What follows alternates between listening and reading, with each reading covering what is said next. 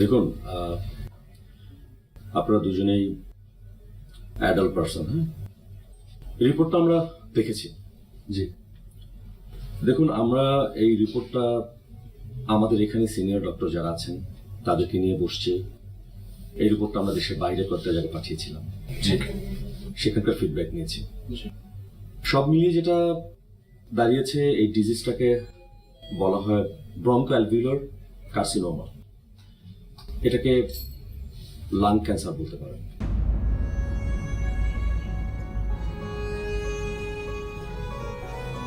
জি doctor সাহেব, কি বলছেন?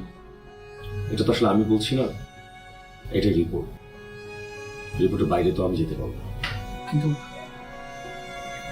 ডক্টর, আমার কিন্তু কোনো বাজে অভ্যেস নেই। আমি সিগারেট পর্যন্ত খাই না। আপনি জিজ্ঞেস করেন। ডক্টর সাহেব, কি করবো এখন আমরা? দেখুন, আমরা ওনাকে অবজারভেশনে রাখবো।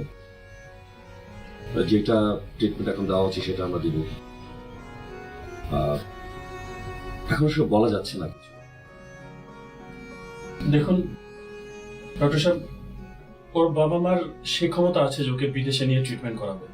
যদি কোনো উপায় থাকে প্লিজ আপনি বলেন, আমরা ওকে বিদেশে নিয়ে যাব। দেখুন, আপনারা উন্নত চিকিৎসার জন্য নিতেই পারেন বাইরে, কিন্তু এটার সাকসেস রেট খুব কম। যেটা হয়, অনেক ক্ষেত্রে ট্রিটমেন্টের পরে কেউ কেউ ফিরে আসেন, কিন্তু ট্রিটমেন্টের যে সাইড ইফেক্ট সেটার কারণে আবার রেজাল্টটা খারাপ হয়। দেখুন, মিরাকল তো অনেক কিছু হয়, আল্লাহ চাইলে তো অনেক কিছু হতে পারে। আপনারা চেষ্টা করুন, বিদেশে নিতে পারেন, সিঙ্গাপুর নিতে পারেন। আমি অনলাইনে থাকতাম, কিন্তু নীরার কোনো মেসেজের রিপ্লাই দিতাম না। ও ভাবতো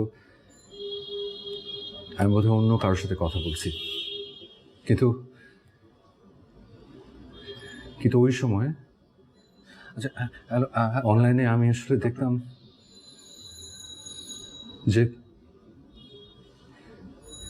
যে পৃথিবীর কোথায়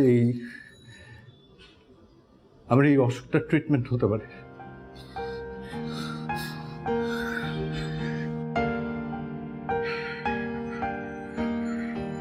আমি এত তাড়াতাড়ি নীরাকে ছেড়ে চলে আসতে চাই না।